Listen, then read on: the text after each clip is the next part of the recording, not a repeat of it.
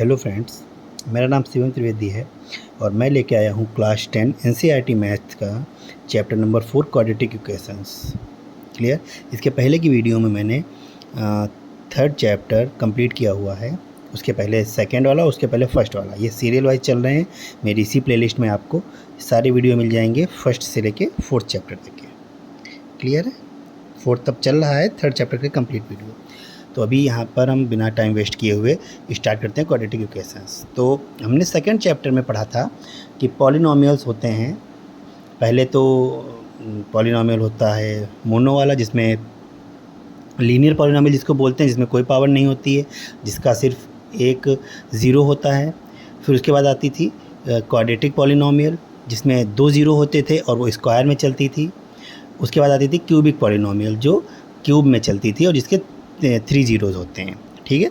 तो वैसे ही यहाँ पे क्वाड्रेटिक पॉलिनोमियल की जगह पे क्वाड्रेटिक इक्वेशन आ गई है। क्लियर है। तो इक्वेशन किसको बोलते हैं और पॉलिनोमियल किसको बोलते हैं, तो यहाँ पर देखेंगे।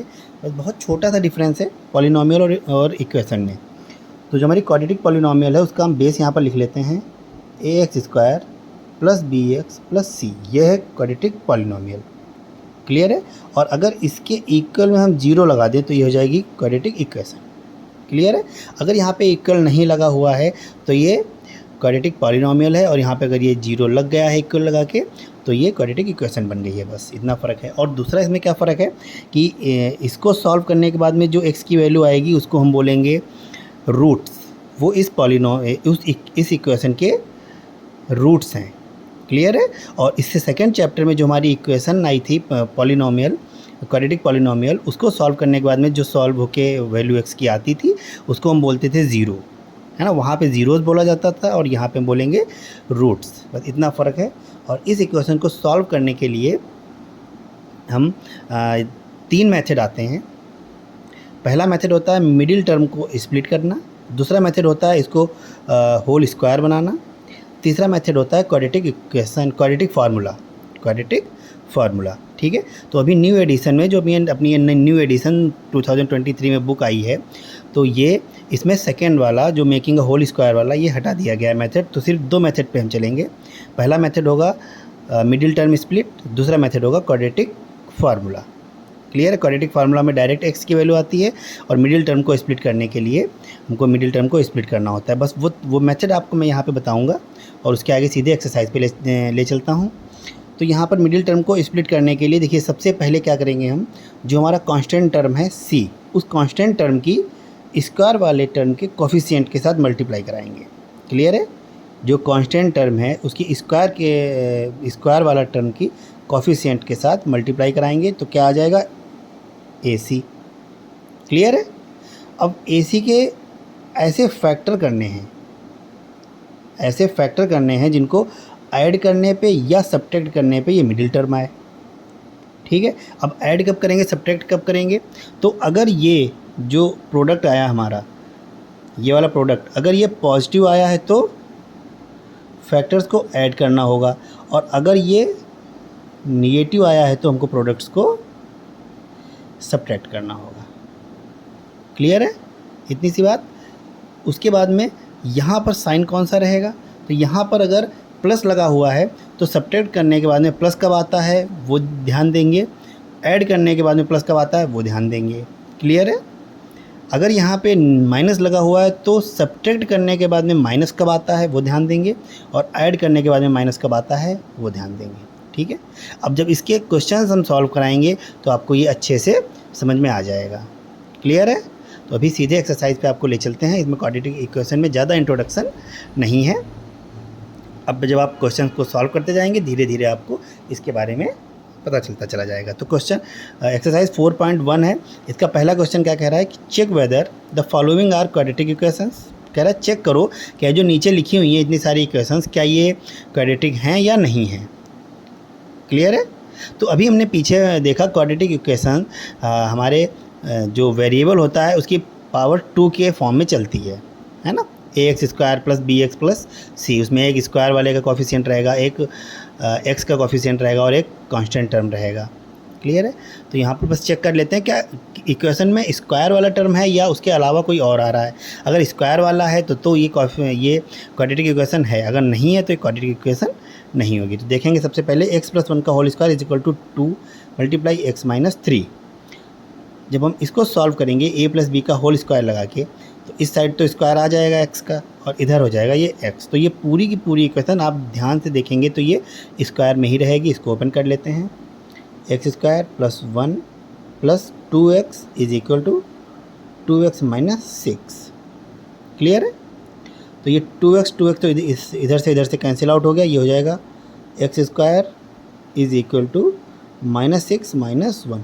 तो ये पूरी की पूरी इक्वेशन आप ध्यान से देखें तो स्क्वायर में ही है। तो अगर ये इस इक्वेशन स्क्वायर में आ रही है तो ये क्या होगी, इसके 2 रूट्स निकलेंगे। इसके कितने रूट्स आएंगे, 2, स्क्वायर में है तो ये 2 रूट्स हैं, तो ये क्वाड्रेटिक इक्वेशन है। क्लियर है, समझ में आया। क्वेश्चन नंबर 2 देखेंगे इधर से। x² - 2x is equal to -2 bracket में 3 - x। इसको सॉल्व करते हैं तो ये हो जाएगा x² - 2x is equal to -2 और 3 की मल्टीप्लाई -6, माइनस की मल्टीप्लाई प्लस, तो प्लस का 2x हो जाएगा। अभी भी आप इस पूरी क्वेश्चन को ध्यान से देखिए, इसमें x² आ रहा है और ये x² किसी से सॉल्व होगा भी नहीं। क्लियर। तो ये भी स्क्वायर में है तो ये क्वाड्रेटिक इक्वेशन है। तो ये वाली है, ये वाली है। फिर यहाँ पर देखेंगे ये x की x से मल्टीप्लाई होगी तो हो जाएगा x²। फिर -2 की x से मल्टीप्लाई होगी, माइनस का 2x आएगा। फिर x की 1 से मल्टीप्लाई होगी, प्लस का x, तो माइनस का 2x प्लस का x, यहाँ पे बचेगा माइनस का 1x। फिर 2 की मल्टीप्लाई 1 से हो जाएगी, माइनस का 2 इज इक्वल टू, यहाँ पर x की मल्टीप्लाई x से हो जाएगी तो हो जाएगा x²। फिर इस 1 की मल्टीप्लाई x से होगी तो -x, और इस x की मल्टीप्लाई 3 से होगी तो हो जाएगा 3x। 3x - x तो हो जाएगा प्लस का 2x। फिर 1 की मल्टीप्लाई 3 से होगी तो -3। क्लियर है। तो यहाँ पे आप ध्यान से देखेंगे x² इधर से, x² इधर से कैंसिल आउट हो गया। अभी यहाँ पे क्या बचा है, 2x - 3, -x इधर से गया तो +x हो जाएगा, ये -2 जाएगा तो +2 हो जाएगा इज इक्वल टू 0। अब इस इक्वेशन को आप ध्यान से देखेंगे तो ये इसमें कोई भी पावर नहीं लगी हुई है, मतलब ये पावर 1 में चल रही है, तो ये लीनियर इक्वेशन हो गई। कैसी इक्वेशन, लीनियर इक्वेशन। ये क्वाड्रेटिक इक्वेशन नहीं है, ये वाली इक्वेशन क्वाड्रेटिक इक्वेशन नहीं है। ठीक है। फिर फोर्थ देख लेते हैं। फोर्थ में क्या है, x की मल्टीप्लाई 2x से होगी तो ये हो जाएगा 2x²। फिर x की मल्टीप्लाई 1 से होगी तो x, और 3 की मल्टीप्लाई 2x से हो जाएगी तो हो जाएगा -6x। तो -6x प्लस का 1x, ये बचेगा -5x। क्लियर। उसके बाद में 3 की मल्टीप्लाई 1 से हो जाएगी तो हो जाएगा -3 इज इक्वल टू x की मल्टीप्लाई x से तो हो जाएगा x²। फिर x की मल्टीप्लाई 5 से तो 5x। अभी आप ध्यान से देखिए, x² इधर आएगा तो 2x² - x² -5x -3 is equal to 0। अब ये 2x² - x² हो जाएगा x² -5x हो जाएगा 10x, -10x -3 is equal to 0। इस इक्वेशन को आप ध्यान से देखेंगे तो ये इक्वेशन भी स्क्वायर में ही है। तो ये कैसी इक्वेशन है, ये क्वाड्रेटिक इक्वेशन है। क्लियर। उसके बाद में अब इस वाले इक्वेशन को देखेंगे तो 2x की मल्टीप्लाई x से होगी तो क्या हो जाएगा 2x²। फिर 2x की मल्टीप्लाई 3 से हो जाएगी, हो जाएगा 6x। 1 की मल्टीप्लाई x से हो जाएगी तो हो जाएगा -x। तो 6x से -x हो जाएगा तो बचेगा प्लस का 5x। -1 की मल्टीप्लाई -3 से होगी तो +3 इज इक्वल टू, अब इधर से देखेंगे x की मल्टीप्लाई x से हो जाएगी तो हो जाएगा x²। फिर x की मल्टीप्लाई 1 से -x, 5 की मल्टीप्लाई x से तो 5x, 5x -x हो जाएगा प्लस का 4x। फिर 5 1 जा 5, माइनस का 5, ये पॉजिटिव है ये नेगेटिव तो -5 हो जाएगा यहाँ पे। अब यहाँ पर ध्यान से देखेंगे कि 2x², ये x² इधर आएगा तो सब्ट्रैक्ट होगा 2x² - x²। क्लियर है। फिर ये +5x और ये 4x आएगा तो -4x, +3 और ये 5 आएगा तो +5 इज इक्वल टू 0। यहाँ 2x² से 1x² सब्ट्रैक्ट होगा तो बचेगा x²। 5x से 4x सब्ट्रैक्ट होगा तो बचेगा 1x, एंड 5 एंड 3 ऐड होगा तो 8 हो जाएगा इज इक्वल टू 0। अभी आप यहाँ पर इसको ध्यान से देखेंगे तो ये इक्वेशन भी पावर 2 में ही चल रही है, तो ये इक्वेशन भी क्वाड्रेटिक इक्वेशन है। नेक्स्ट इक्वेशन देखेंगे, यहाँ पे ये स्क्वायर में है, ये स्क्वायर में है, सॉरी आई थिंक ये क्यूब में है, स्क्वायर में नहीं है। ठीक है, ये क्यूब में है, ये स्क्वायर में है, ये पावर 1 में है, तो ये तो क्यूबिक पॉलिनोमियल है। इस साइड देखते हैं, इसको जब ओपन करेंगे हम तो ये भी एक क्यूबिक पॉलिनोमियल में ओपन होगा। इधर भी सिर्फ एक्स क्यूब आएगा, जब ओपन करेंगे तो एक्स क्यूब आएगा, ये वाला एक्स क्यूब इस साइड के एक्स क्यूब से कैंसिल आउट हो जाएगा, जो भी बचेगा स्क्वायर में ही बचेगा। क्लियर है, तो ये भी क्वाड्रेटिक पॉलिनोमियल है। देखेंगे कैसे है, ये हो जाएगा x cube minus 4x square. इस साइड तो कुछ भी सॉल्व करने वाला है नहीं, जैसा है as it is note down कर देंगे।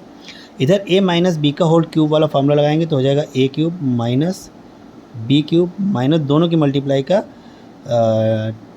3 टाइम, तो 2x का 3 टाइम हो जाएगा 6x, और नेक्स्ट ब्रैकेट में आ जाएगा x माइनस 2। क्लियर है, x का क्यूब हो गया यहाँ पे। हाँ, तो ये x का क्यूब और ये x का क्यूब कैंसिल आउट हो गया। अब यहाँ पे आप पूरी क्वेश्चन को ध्यान से देखेंगे तो ये 4x स्क्वायर है minus x plus 1 is equal to ये माइनस 8 माइनस 6x की मल्टीप्लाई अंदर होगी, तो 6x और x की मल्टीप्लाई 6x स्क्वायर, और ये माइनस माइनस प्लस हो जाएगा, तो ये प्लस और 6 2 ज़ा 12x। पूरी की पूरी इक्वेशन ये सामने लिखी हुई है, और यहाँ पर जो मैक्सिमम पावर है वो 2 है। इधर है माइनस 6x का स्क्वायर, इधर है माइनस 4x का स्क्वायर। क्लियर है, तो ये सब्ट्रैक्ट होने के बाद में 2x का स्क्वायर बनाएंगे तो ये पूरी की पूरी पॉलिनोमियल स्क्वायर में ही रहेगी, तो ये क्वाड्रेटिक पॉलिनोमियल है। ठीक है, अब यहाँ पर देखेंगे ध्यान से, तो ये तो एक तो क्वाड्रेटिक पॉलिनोमियल लिखा हुआ है, ये सॉरी क्वाड्रेटिक पॉलिनोमियल नहीं, क्वाड्रेटिक इक्वेशन है।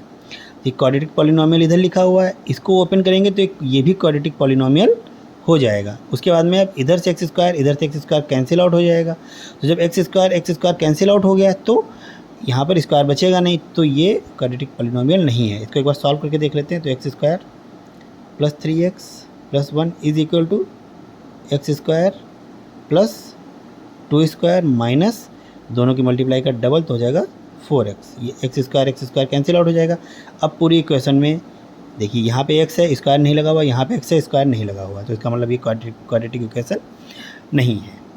क्लियर है, अब ये लास्ट वाला देखेंगे तो यहाँ पे हो जाएगा x cube plus 2 cube plus दोनों की मल्टीप्लाई का 3 टाइम, तो हो जाएगा 6x, ब्रैकेट में x plus 2 is equal to, इसकी मल्टीप्लाई कराएंगे तो रहेगा 2x क्यूब माइनस 2x। अब ध्यान से देखेंगे तो ये 2x क्यूब है, ये 1x क्यूब है, ये सॉल्व होने के बाद में क्यूब में तो रहेगा ही रहेगा 1x क्यूब, तो ये पूरी इक्वेशन हमारी क्यूब में हो जाएगी, है ना।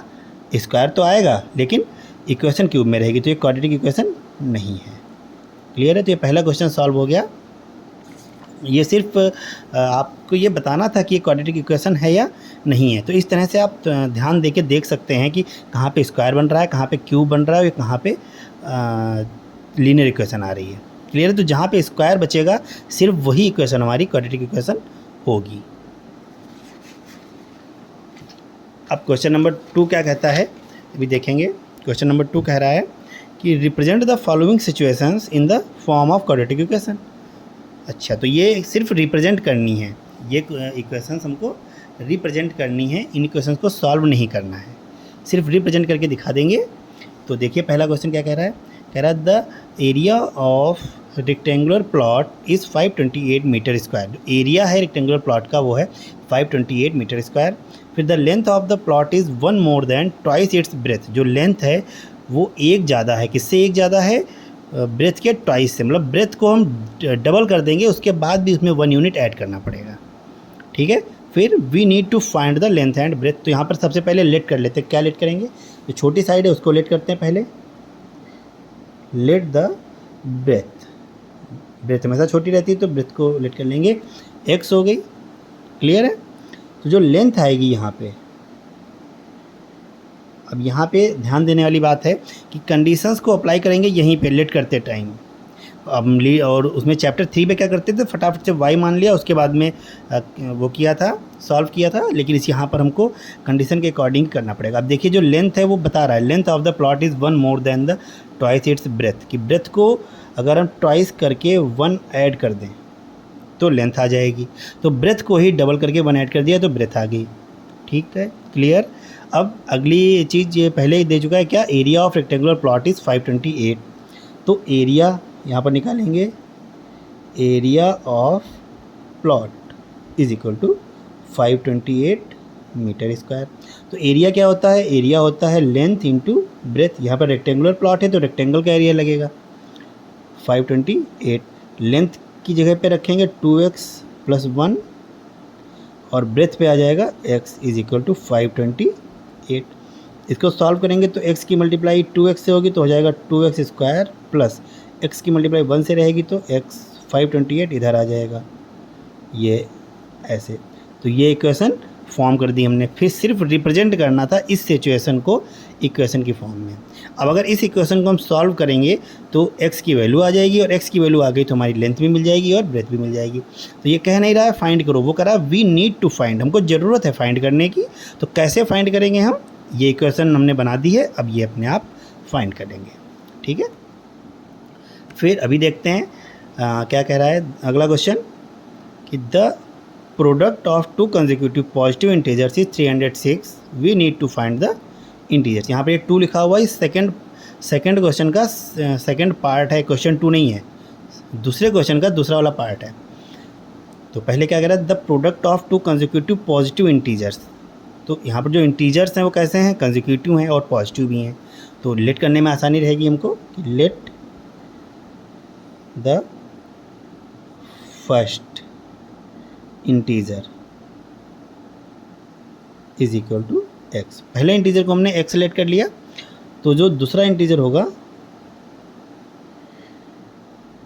सेकेंड इंटीजर, तो 2 हैं यहाँ पे। जो सेकेंड इंटीजर है वो कंसेक्यूटिव है, कंसेक्यूटिव का मतलब लगातार आएगा, मतलब या तो 1 ऐड करने पे है या 1 सब्ट्रैक्ट करने पे, तभी तो 2 कंसेक्यूटिव बनेंगे लगातार। जैसे हमने एक 5 है दूसरा 6 होगा, या एक 15 है दूसरा 16 होगा, एक 18 है अगला 19 होगा, ऐसे रहेंगे।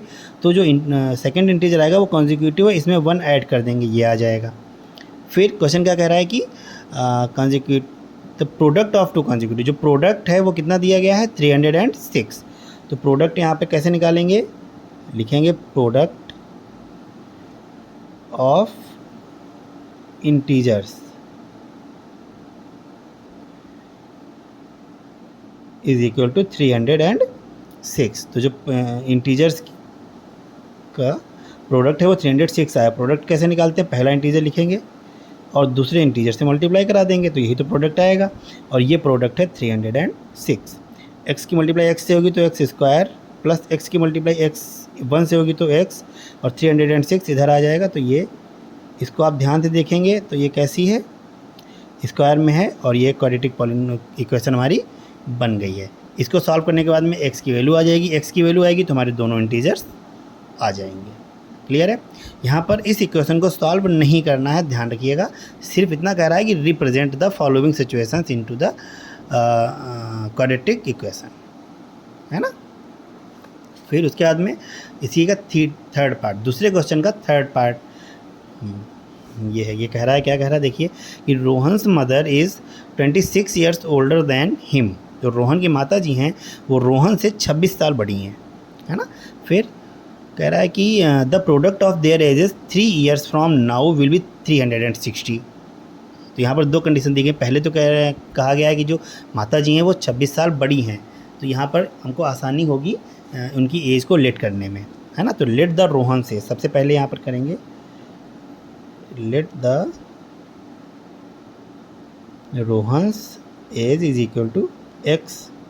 तो जो मदर की एज रहेगी, मदर्स एज, वो क्या एज क्या हो जाएगी, 26 साल बड़ी हैं रोहन की माता जी रोहन से, तो +26 ये ईयर्स में ही है, ये भी ईयर्स में है और ये भी ईयर्स में ही है, ठीक है।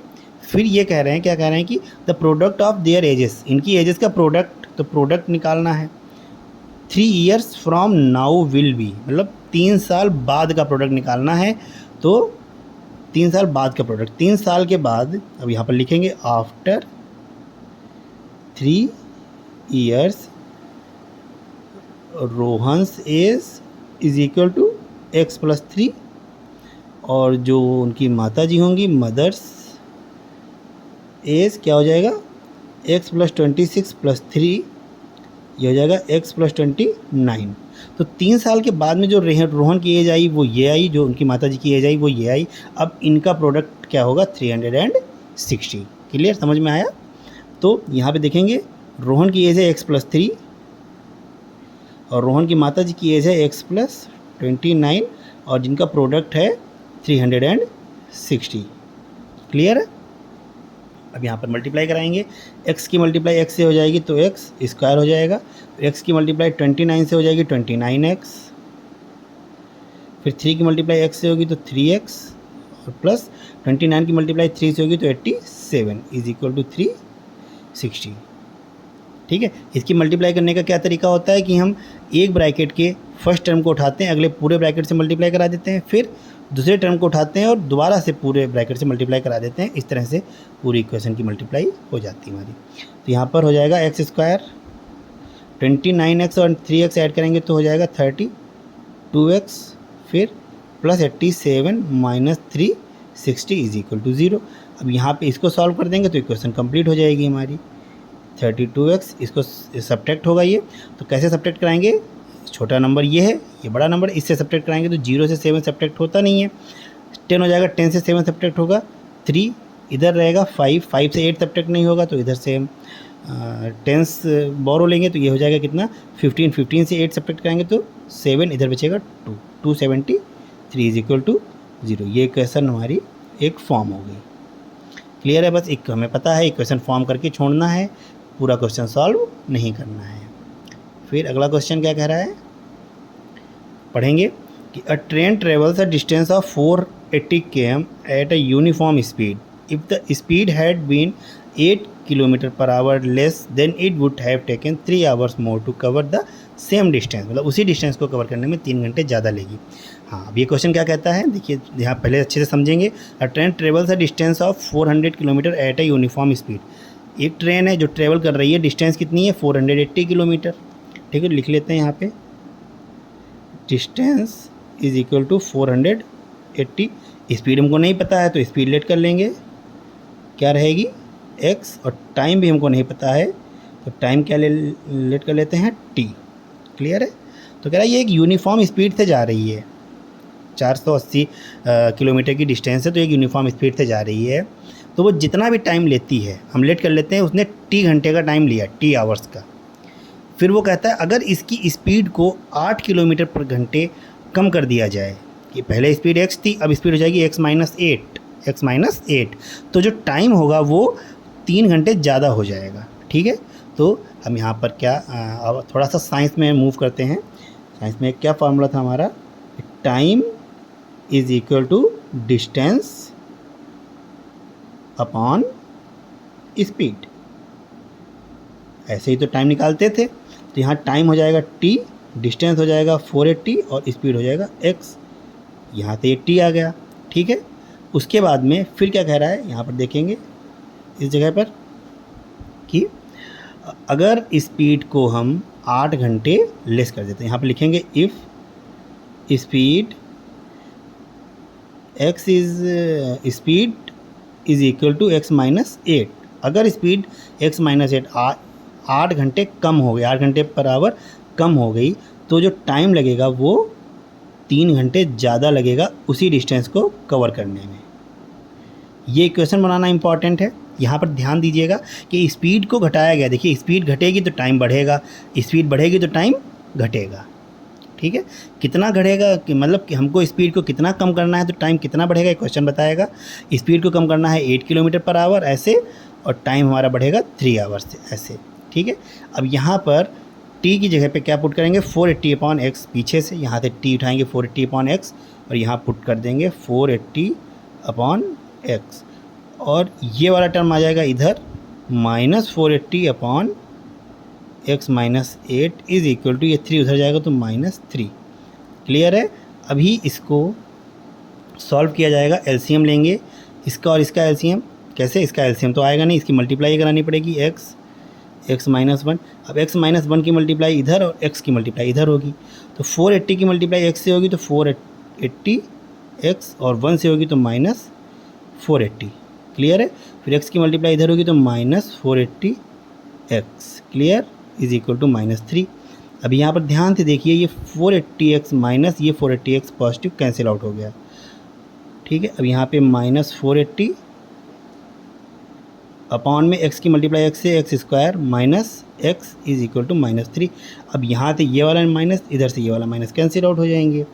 फिर अब ये x² प्लस x इधर मल्टीप्लाई करेगा, क्रॉस मल्टीप्लाई जिसको बोलते हैं, वो हो जाएगा, देखिए 3 की मल्टीप्लाई x² से 3x² माइनस 3x, और ये 480 उधर जाएगा तो -480 इज इक्वल टू 0। यहाँ से 3 कॉमन ले सकते हैं तो x² माइनस x माइनस 3 इधर से कॉमन लेंगे तो 16 हो जाएगा, 160 इज इक्वल टू 0, 160। ये इक्वेशन हमारी फॉर्म हो गई। इस इक्वेशन को सॉल्व करेंगे तो हमारा x की वैल्यू आ जाएगी, और x की वैल्यू आ गई तो हमारी स्पीड निकल जाएगी, और स्पीड आ गई तो यहाँ पे पुट करके टाइम निकाल लेंगे, तो सब आ जाएगा। Clear? Okay, thank you. Video अच्छी लगी हो तो उसको लाइक और शेयर करें, और चैनल को सब्सक्राइब करें, और इस चैनल पे आने वाली हर वीडियो का अपडेट पाने के लिए चैनल के बेल आइकन को ज़रूर दबाएं। Thank you.